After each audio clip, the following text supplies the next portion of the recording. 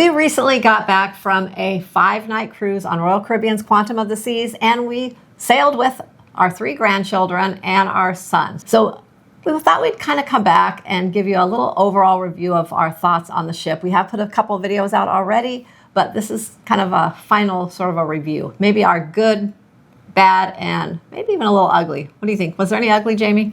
There was a little bit of ugly, Sharon. Just a little bit of ugly. Maybe. So let's get started.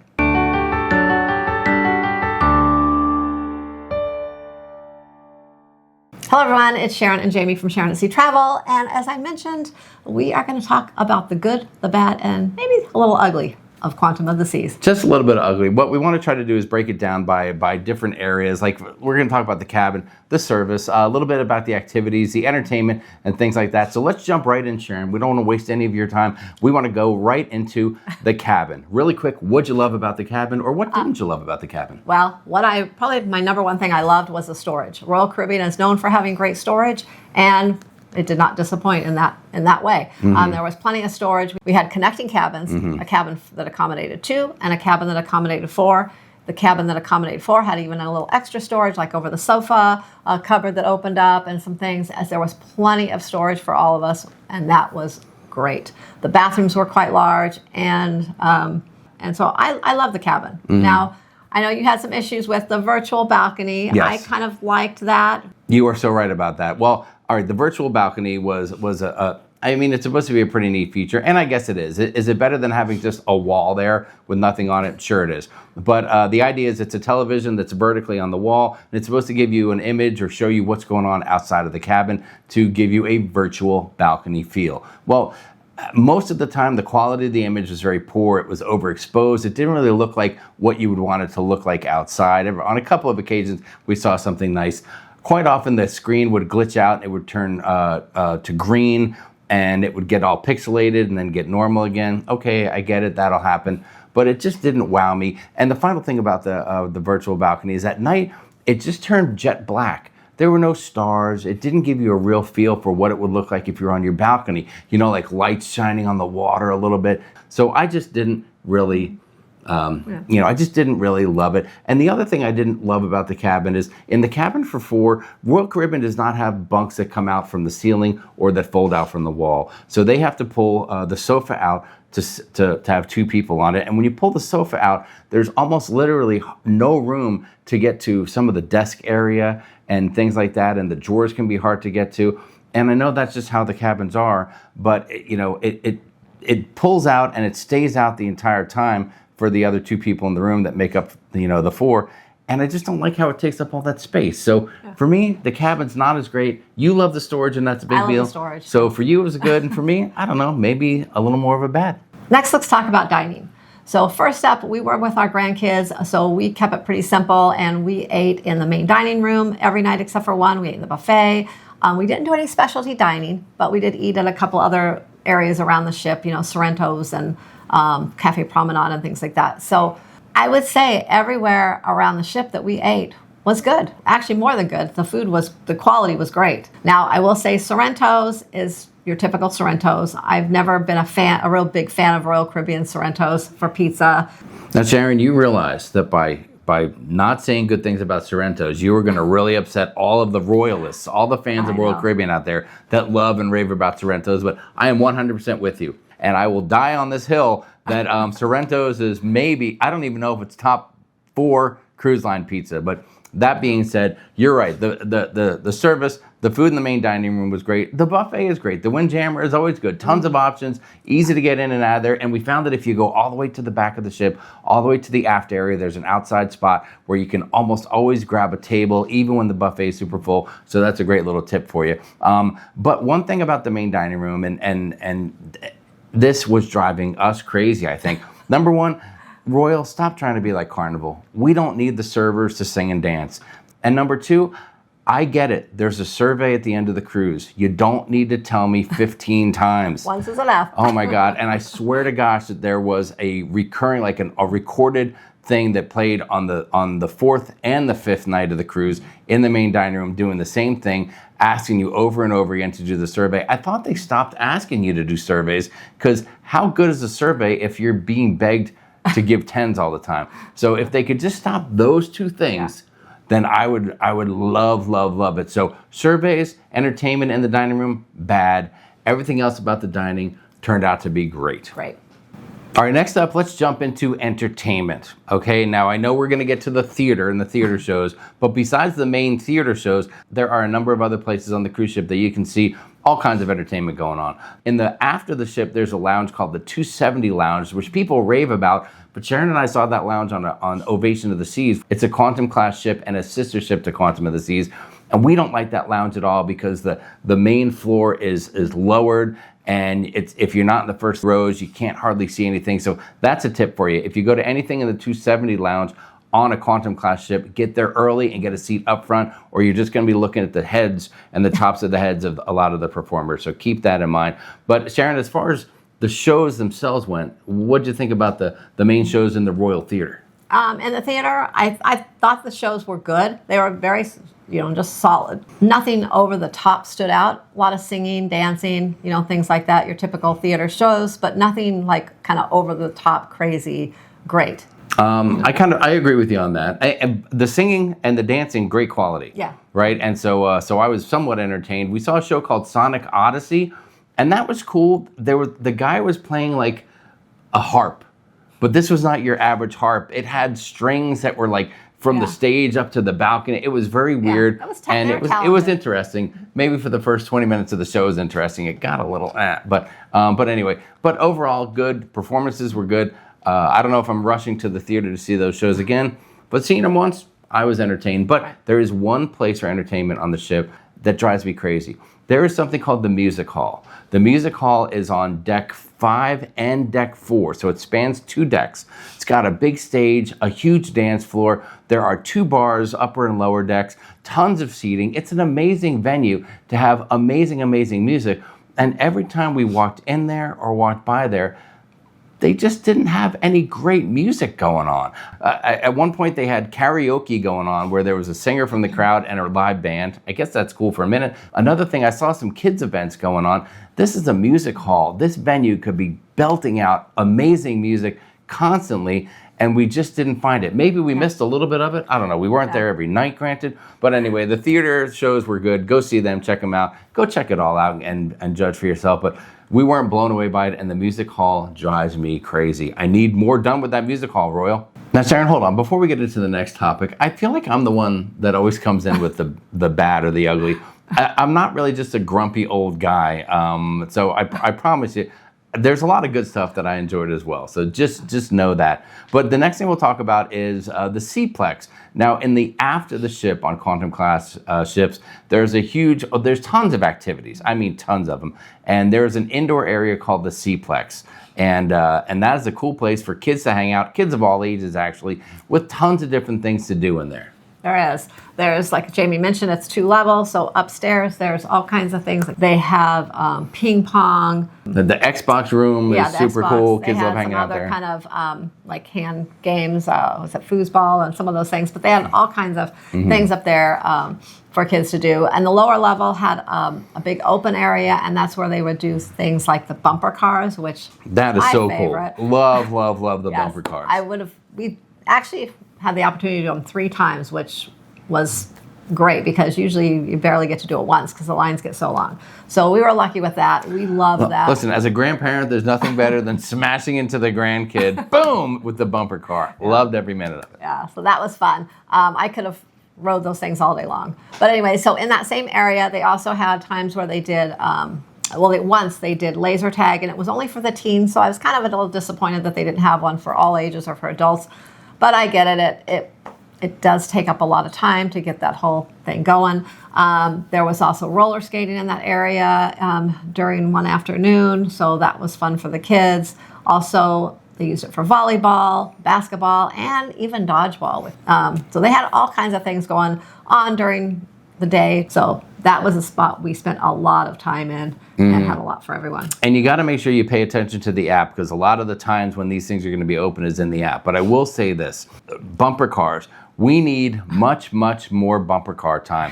When they announce it's bumper cars, number one, get there 30 minutes before the scheduled time, because they're going to start that thing early and you can get a better spot. The line goes all the way around the outside of the bumper car area, and it might be worth it. You can pay a few extra dollars to kind of bypass the line. Yeah, they have a fast track. We didn't do it. If you have a suite or something like that, you may have access to the fast track, or it might be worth it to pay a couple bucks because they would let people go multiple times, really, while they would funnel in other people. You only had about 13 bumper cars out there at one time. But really, the bottom line is everything's good about this, but the only bad is we need much, much more bumper cars. Bumper cars, yes. Now, I mentioned the after the ship. Besides the Seaplex, if you went outside of the Seaplex, there are a lot of other awesome things to do. Royal Caribbean ships have the rock wall. That's out there. They have the flow rider. That's out there. They have the iFly, which is like simulating jumping from a parachute. That is out there. Sharon, what did you think of all those different things? You did them all, right? How'd you like climbing the rock wall? Did you do that? Well, I didn't do all of them, but we didn't do that. the grandkids did a lot of them. So our youngest grandson enjoyed the rock wall. He loved it. All he wanted to do practically the whole cruise. He loved it. So that's great. The flow riders, a lot of fun for people that are into the flow rider, you know, but you do have quite a wait sometimes. And if you're a little bit shy getting up there, you're going to have all those people watching you too. There are benches. You could literally get on there and there's like 60 or 70 people watching. And the worst fear we all have is falling on the flow rider and your shorts come off by accident. And then the iFly, that was an amazing experience. All the grandkids did it. Our youngest one got a little bit afraid and he just kind of stepped his foot in, but he didn't really do it. But the others did it and they had a great time. They loved it. And then there is also the North Star that goes up, and we all did that. And we actually got to do it in the evening this time when it was dark. So that was really cool because we were actually in Cabo San Lucas that night. So we got to see all the lights from Cabo and everything. One thing about, say, the iFly and the North Star, both of those, you can book them through the app early, before you even get on, weeks before you get on the ship. You can see everything, all the activities in the app on Royal Caribbean. But they do have times where, like, the North Star is free on port days and the iFly is a discounted rate on port days. Those are things that don't show up in the app ahead of time to book. Those show up at 6 p.m. the night before that day. So you kind of have to maybe set an alarm or something and get on there because they'll go really quickly, and book that if you want to try to get one of those free or discounted rates. But that is a great tip on port days, or a day that you're going to want to do those if you want a discount. I have one thing that I need to complain about. Now, going up in the North Star is awesome. The arm goes up, you're in the ball. When they pay for it on a sea day or something like that, the ball goes out over the water, comes back again. That's cool. When you get the freebie one, it just goes up and then comes down again. And that's cool too. But guys, I need somebody out there with a squeegee, because the North Star, if it's dirty and you're getting glares, you just can't see. I need the thing to be cleaner. Yeah. I'm sorry, Royal, but there are tons and tons of smudges on the inside and schmutz on the outside of that thing, seawater stains, stuff like that, that really can impair what you're seeing. So I'm gonna have to say good on all these activities, but I do have a bad.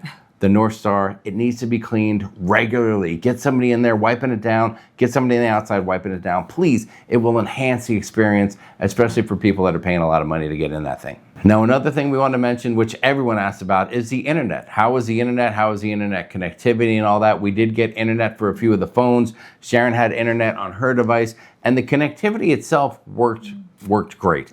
It was solid the whole time.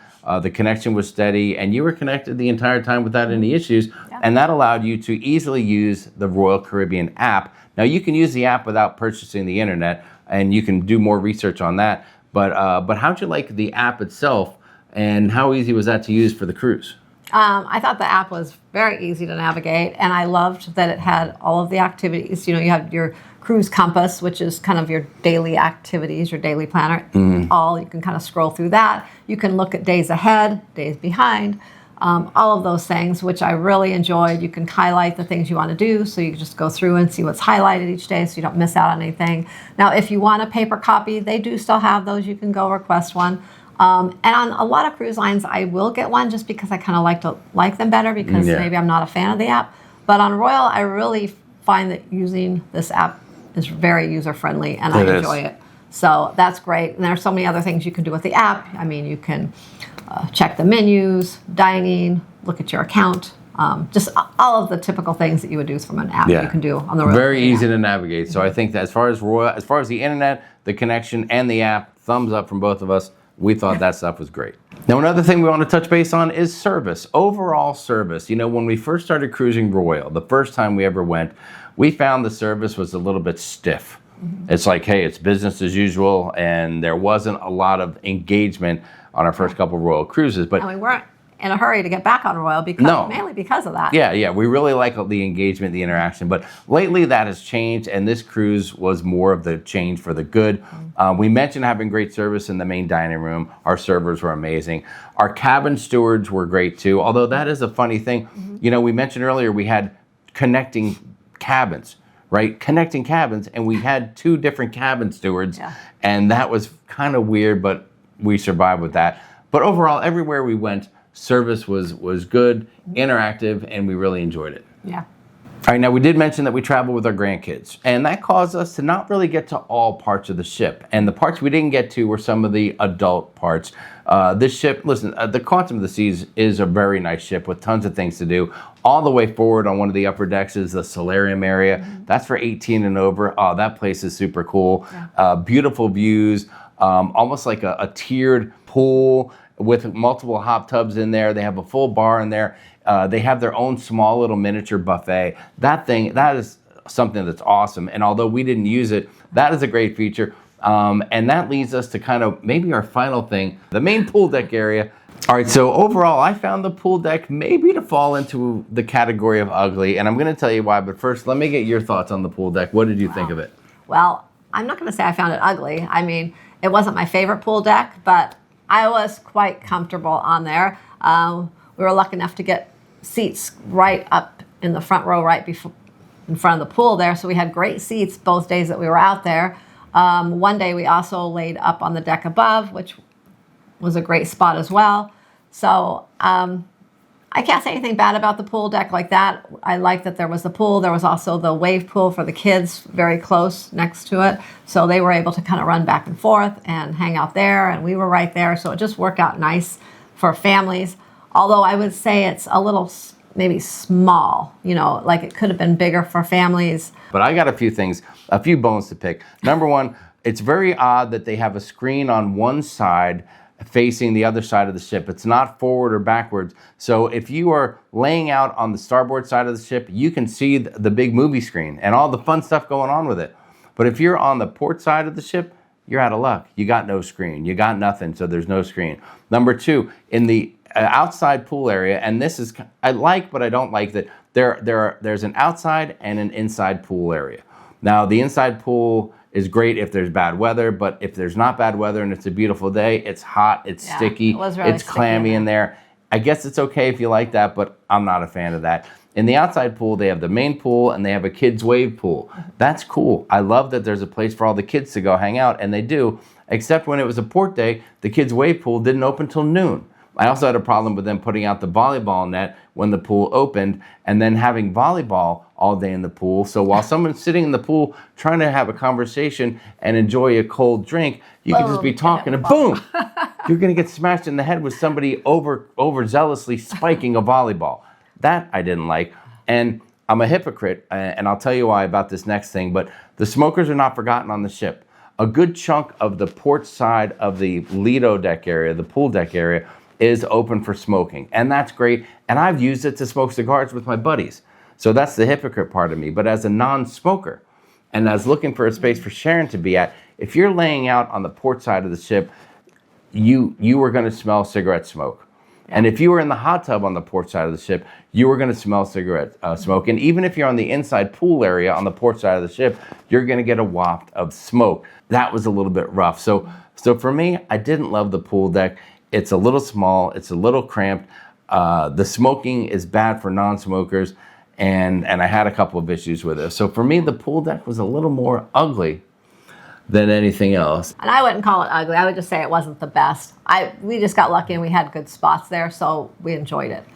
And one last thing before we go, since we were with the grandkids, we wanted to touch on the kids club. So, you know, everyone wants to know if they have kids, how did the kids like the kids club? Were there plenty of things to do? You know, did they want to go back? Well, I'm going to say yes. They enjoyed the kids club. All of the grandkids enjoyed the kids club, all the different age levels, all the activities, and which was surprising because we took them on a cruise on another cruise line the year before, and they didn't care for the kids Hold on, club. will that other cruise line remain nameless?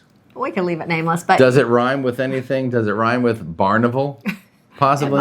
It might. All right, yes. It was a carnival ship, and the kids were not huge fans of the kids club They didn't there. want to go back. Yeah. So this time they wanted to go back. They went back pretty much every night. And they had a great time. And they even had activities for families in the younger kids club during the day. I went with the grandkids one day, and we had a little sort of a science activity going on in the afternoon in the kids club, and that was pretty fun. Well, hold on, Sharon, I didn't tell you that Matthew and I also went to the kids club.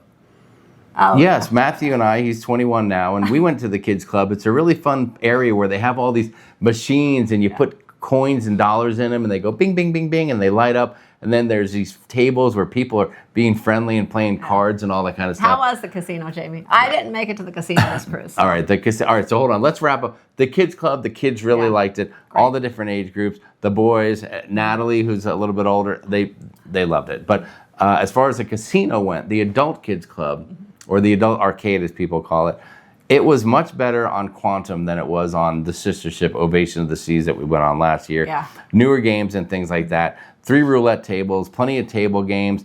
$15 minimums were kind of the norm. A couple of high dollar tables you could play at. And not particularly smoky or anything. I don't even think there was any smoking in there. Yeah, I didn't walk through there, and I didn't. Yeah, smell any smoke. so that was nice to walk through a casino and not get blasted and stink like a cigarette when you got to dinner. I didn't win, unfortunately. I'd like to say it was ugly because of that, but no, the casino was fine. I liked it, and we had a good time there as well, and that's always nice doing a little bit of gambling with Matthew. He's not in the kids club like he used to be. He's in the adults kids club, the casino, and I'm going to give the casino 2 thumbs up. So that was our review of the good, the bad, and a little bit of ugly. Just a little ugly. Hope you enjoyed this video. Hope it's helpful if you're planning to on a royal cruise soon on one of the Quantum class ships. And if you've been on one of the Quantum class ships before, please put in the comments below some of your good and bad experiences on the ship as well. Yes, and if there's something that we missed, if there's something we didn't talk about, throw your question about it in the comments. We always like to go back, check the comments, and we'll do our best to go in there and reply and answer any questions you have about Quantum of the Seas right now sailing out of Los Angeles and heading down to the Mexican Riviera. Before you click away, don't forget to hit the subscribe button and the notification bell so you get notified when we post new videos. If you need help booking your next cruise, I would love to help you. Feel free to email me at sharonatsea@gmail.com, and I can book your cruise on Royal Caribbean or any cruise line. Thanks for watching. Travel safe, travel smart, and we will see you in the next video.